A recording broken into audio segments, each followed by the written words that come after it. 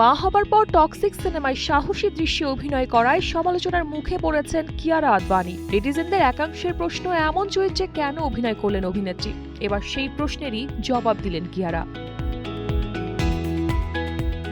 সম্প্রতি এক সাক্ষাৎকারে কিয়ারা জানান, টক্সিকের গল্প প্রথম শোনার পরই তার ভালো লেগে যায়। বিশেষ করে নাদিয়া চরিত্রটি তার কাছে বেশ আকর্ষণীয় মনে হয়েছে। অভিনেত্রীর ভাষ্য, ক্যারিয়ারের এই পর্যায়ে এসে চ্যালেঞ্জিং ও ভিন্নধর্মী চরিত্র করার আত্মবিশ্বাস তিনি পেয়েছেন। তাই সমালোচনা নয়, চরিত্রের শক্তিই তাকে সিনেমাটিতে কাজ করতে আগ্রহী করেছে।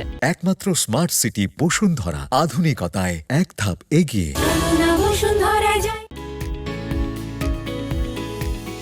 নারী চরিত্র নিয়ে নিজের অবস্থানও পরিষ্কার করেছেন কিয়ারা। তার মতে, নারীদের সবসময় একটি নির্দিষ্ট ছকে দেখানো উচিত নয়, বরং পর্দায় তাদের শক্তিশালী ও স্বতন্ত্রভাবে উপস্থাপন করা প্রয়োজন। টক্সিকের চরিত্রটিও সেই ভাবনারই প্রতিফলন বলে মনে করেন তিনি।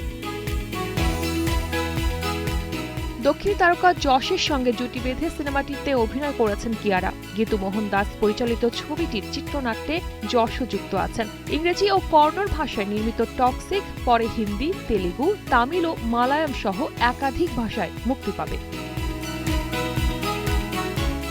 শালীন সুমি, কালের কণ্ঠ।